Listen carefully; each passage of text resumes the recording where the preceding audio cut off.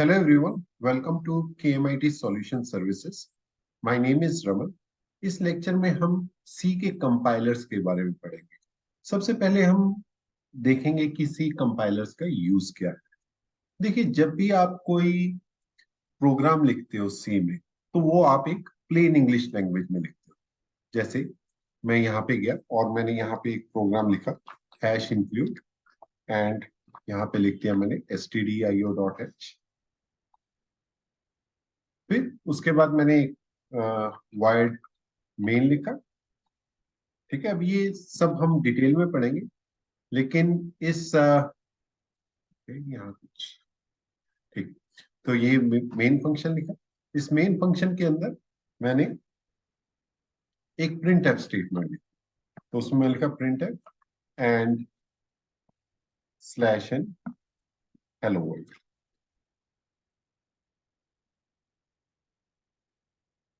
ठीक है, ये डबल कोट्स 2 बार आ गए, इसको हटा देते हैं और यहाँ पे सेमीकोलन लगा देते हैं। तो ये मेरा एक सिंपल हेलो वर्ल्ड का प्रोग्राम है। अब मैं क्या कर रहा हूं, इस प्रोग्राम को एग्जीक्यूट करना है। ठीक है, एग्जीक्यूशन करना बहुत इजी है। आपको एक कंपाइलर चाहिए। बहुत सारे कंपाइलर्स अवेलेबल हैं सी लैंग्वेज के लिए। तो कंपाइलर सबसे पहले करेगा, ये जो मैंने कोड लिखा है, ठीक है, ये जो मैंने कोड लिखा है, वो क्या करेगा, इस कोड को कन्वर्ट कर देगा ऐसी लैंग्वेज में जो कंप्यूटर अंडरस्टैंड कर सकता है। देखो, जब हम लिखते हैं प्रोग्राम, कुछ वो होता है हाई लेवल लैंग्वेज। ठीक है, तो हाई लेवल लैंग्वेज क्या होती है? जैसे ये आपकी हाई लेवल लैंग्वेज, आपने सी के अंदर प्रोग्राम लिखा प्लेन इंग्लिश लैंग्वेज। लेकिन कंप्यूटर ये लैंग्वेज नहीं समझता। कंप्यूटर कैन अंडरस्टैंड बाइनरी, तो वो 0 1 की लैंग्वेज समझता है। तो यानी कि ये जो कोड लिखा है, इसको कोई ना कोई कन्वर्ट करेगा इस लैंग्वेज के अंदर, ताकि मेरी मशीन उसको अंडरस्टैंड कर सके। तो यहां पे कंपाइलर का रोल आता है। कंपाइलर के अलावा कुछ और कंपोनेंट्स भी यूज होते हैं, वो सब हम इस लेक्चर के अंदर देखेंगे। तो सबसे पहले stdio.h, ये क्या है? ये एक हेडर फाइल है, standard input IO. IO means standard input output dot H. जहां पे ये हैश लगता है टॉप पे, इसको बोलते हैं प्री प्रोसेसर। सो प्री प्रोसेसर क्या होता है? देखिए, प्री प्रोसेसर में जब आपका ये वाला प्रोग्राम एग्जीक्यूट होगा, ये वाला, इस प्रोग्राम को एग्जीक्यूट करने से पहले ये चीज इंक्लूड होगी इसके अंदर। वो क्यों, किस लिए? देखिए, ये प्रिंट एफ स्टेटमेंट है।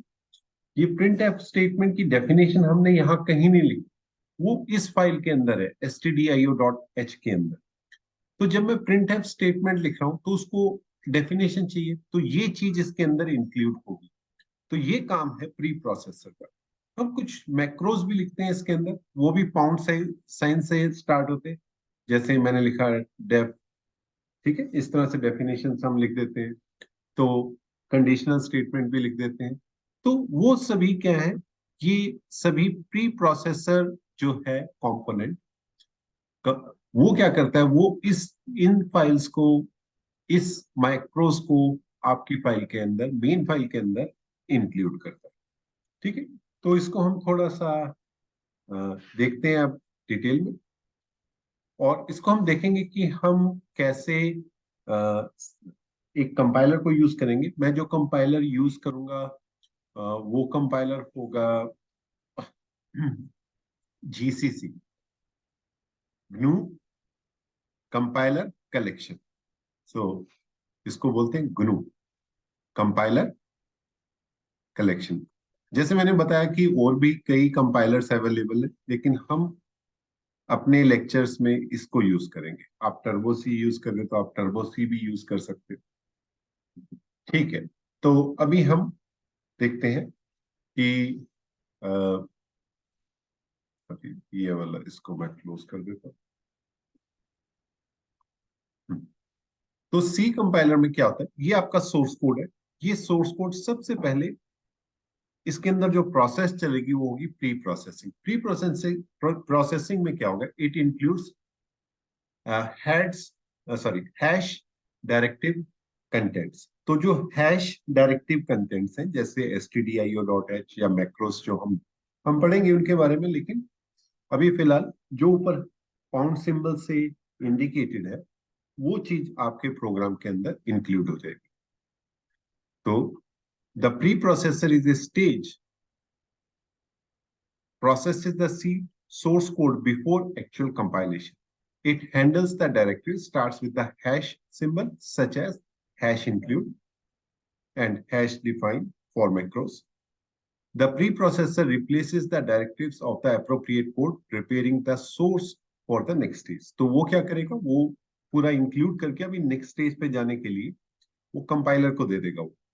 अभी आपने ये देखना है कि प्री प्रोसेसर काम कैसे करता है, तो हम अपने विजुअल स्टूडियो कोड पे दोबारा जाते हैं और यहाँ पे मैं लिखूंगा GCC -E कैपिटल E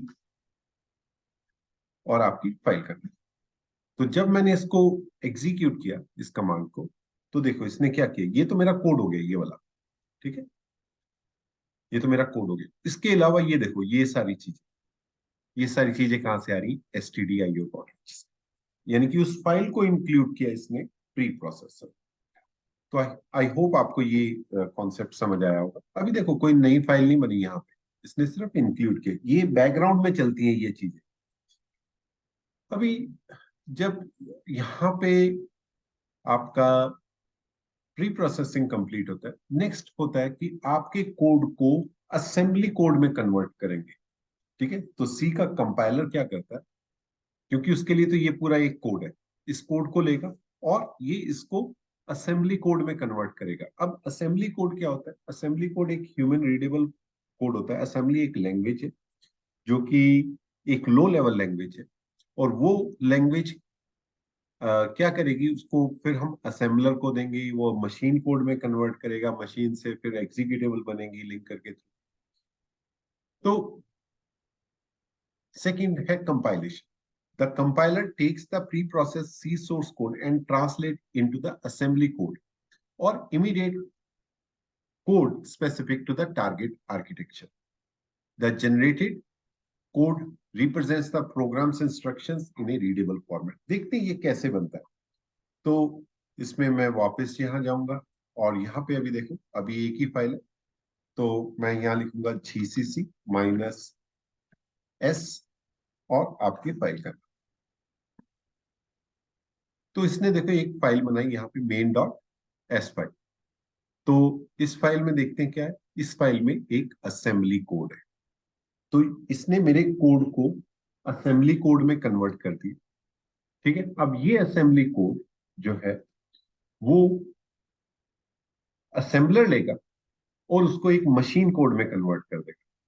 ठीक है, जो मशीन अंडरस्टैंड कर सके। तो assembler, if the compiler generates assembly code, the assembler converts the assembly code into the machine code, which is a low-level representation of the program instructions understood by the computer hardware. तो वो ऐसी, ये जो हमारा assembly code convert हुआ है, ये मेरा कंप्यूटर हार्डवेयर इसको अंडरस्टैंड कर सकता है। ठीक है, क्योंकि हमने तो हाई लेवल लैंग्वेज में प्रोग्राम लिखा। तो अगर आपने इसको चेक करना है कैसे बनेगा ये असेंबली बाइनरी कोड, तो आप लिखेंगे GCC -O main.c फाइल को, और ये कन्वर्ट करेगा, कुछ भी नाम दे देते हैं, main.o दे देते हैं।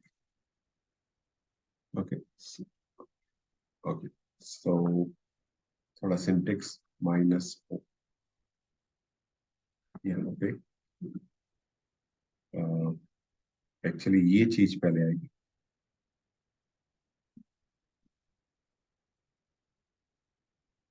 ठीक है, तो इसमें क्या हो गया, main.o एक फाइल बन गई। ये ओपन नहीं होगी मेरे इस ब्राउजर में, लेकिन आप अगर बाइनरी डेटा को देखना चाहते हैं, कोई यूज नहीं है उसको देखने, लेकिन अगर आप किसी तरीके से देखना चाहते हैं तो आप एडिटर यूज कर सकते हैं, Notepad++ पर। वो मतलब देखना कोई कोई आपके लिए कुछ मीनिंगफुल नहीं होगा, लेकिन देखो .o फाइल बन गई बाइनरी में। अब क्या होगा, हम लास्ट में क्या करेंगे, हम लास्ट में लिंकर का यूज करेंगे। अब लिंकर क्या करेगा, आपकी एक एग्जीक्यूटेबल फाइल बनाएगा। यहाँ पे लिंकर क्या कर रहा है, देखो यहाँ पे मशीन कोड में कन्वर्ट हो गया .o फाइल। अब ये फाइल जो है .o फाइल, इसको लिंकर क्या करेगा, इसको लेगा मशीन कोड को और एग्जीक्यूटेबल में कन्वर्ट कर देगा। तो देखो, the linker combines the machine code generated from the different source files and library files. अब लिंकर में एक चीज और बढ़िया है, वो क्या है कि वो एग्जीक्यूटेबल बनाएगा। लेकिन अगर आपकी कुछ भी डिपेंडेंसी है, डिपेंडेंसी क्या होगी, अगर आपने कुछ एक्सटर्नल लाइब्रेरीज ऐड की हुई है, आपने जैसे stdio.h यूज किया हुआ है, वो इस प्रोग्राम में है, लेकिन वो है एक अलग से फाइल। तो एग्जीक्यूटेबल जब बनेगी, वो सब कुछ इंक्लूड होगा उसके अंदर। ठीक है, उसमें आपकी stdio.h भी इंक्लूड होगी, उसके अंदर आपका कुछ आपने मैक्रो लिखा है या कोई और हेडर फाइल बनाई है, वो सब इसके अंदर इंक्लूडेड होगा। So linker combines the machine code generated from different sources and library to produce the executable binary files. It resolves the external references, ठीक है, ये external references को resolve करेगा and ensure all the required functions and libraries are present. तो अब जब हम यहाँ पे लिखेंगे, यहाँ पे GCC and main.c फाइल, ठीक है, तो यहाँ पे क्या करेगा, ये एक फाइल बनाएगा एग्जीक्यूटेबल a.exe विंडोज में, लिनक्स में a.out, मैक में भी a.out करके एक फाइल बनाता है बाय डिफॉल्ट। आप फाइल का नाम भी दे सकते हैं -o करके, और एग्जीक्यूटेबल का नाम अभी मैं नहीं दे रहा, बाद में देखेंगे उसको। तो यहाँ देखो a.exe फाइल बनी, ठीक है। अब ये जो a.exe है, इसके अंदर सब कुछ इंक्लूडेड है। यानी कि अगर मैं a को एग्जीक्यूट करूंगा यहाँ पे, तो हेलो वर्ल्ड मेरा आउटपुट आ गया, ठीक है। तो ये देखो, हमने स्लैश एन लगाए थे, इसलिए ऊपर एक थोड़ा सा एक लाइन का गैप है। तो यहाँ पे हेलो वर्ल्ड आया, ठीक है। तो ये जो लिंकर है, ये एग्जीक्यूटेबल बना। तो आई होप आपको ये सारे स्टेप समझ आ गए होंगे सी लैंग्वेज के कंपाइलेशन प्रोसेस के।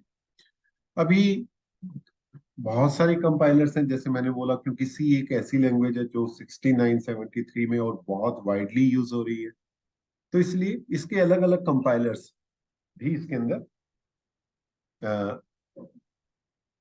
इंक्लूडेड है। तो जैसे जीसीसी, ये एक कंपाइलर है, सी लैंग एक कंपाइलर है, माइक्रोसॉफ्ट का वीसी प्लस प्लस एक कंपाइलर है, इंटेल का सी कंपाइलर है, ठीक है, टाइनी सी कंपाइलर है। तो ऐसे करके एक डिजिटल मार्स C++, ये जस्ट आपको नाम याद रखने हैं। अदरवाइज हम जो काम करेंगे वो जीसीसी में करेंगे। टर्बो सी का भी कंपाइलर है।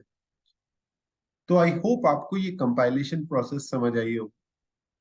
अगर आप मेरे चैनल पर नए हैं, तो आप प्लीज इसको सब्सक्राइब कीजिए और आने वाली वीडियो का वेट कीजिए। हम इस सी लैंग्वेज को बहुत डिटेल में सीखने वाले हैं। Thank you very much for joining.